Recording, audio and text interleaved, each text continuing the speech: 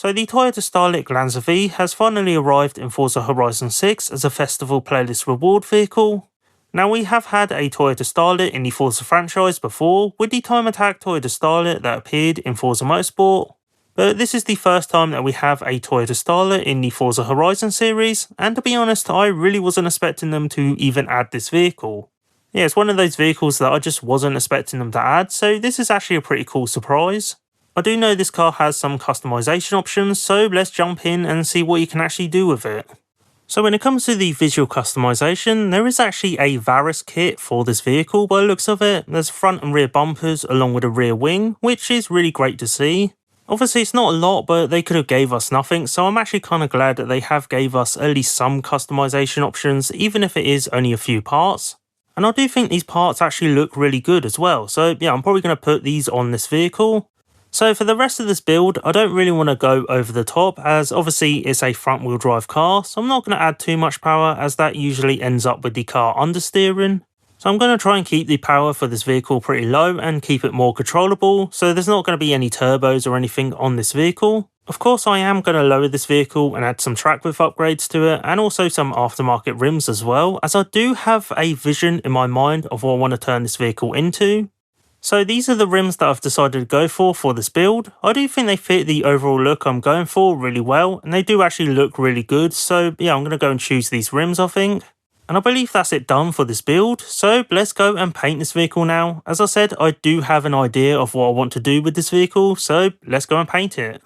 So for the paint, I'm going to keep things pretty simple and go with the factory white colour. I was tempted to do the blue, but I've decided against that, and instead I am going to go for the white colour, as that does fit with what I'm going for this build.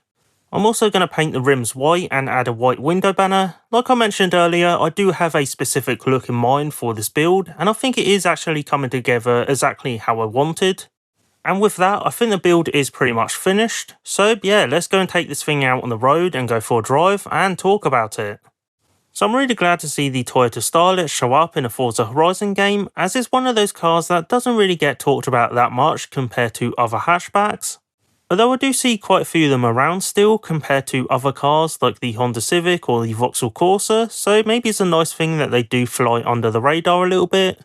When it comes to the build, I'm really happy with how this turned out. I did try to keep it fairly close to what people do in real life, especially in places like Ireland and Northern Ireland, where you do find these kinds of Toyota Starlets modified like this. I will include some photos on screen of what I'm talking about, but yeah, people do actually do this to Toyota Starlets in real life, so I thought why not build one in Forza Horizon 6.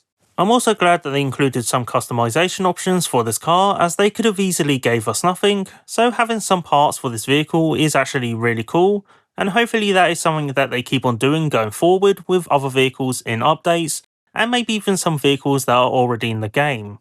And this does make me wonder what they're going to add next. We already know what's coming in the next playlist, but after that it's going to be interesting to see what else they bring in, as it does seem like they are starting to add vehicles that players actually want, rather than random Extreme E vehicles or something like the Hyundai Ioniq 6. So that's definitely a good direction, and it could mean that we could get some really interesting additions at some point in the future for this game. I certainly would like to see some older Toyota Starlets make their way into the game as well, especially an 80s Toyota Starlet, as I do think that is rear wheel drive, so that would be pretty fun to drive around in. And overall, I do think they are heading in a good direction when it comes to the car selection. And I think that's going to be it for this video. If you did enjoy this video, please be sure to like, comment and subscribe and do all that sort of stuff. I definitely will be covering more vehicles in the future in this game, so please stay tuned for that, and hopefully I'll see you next time.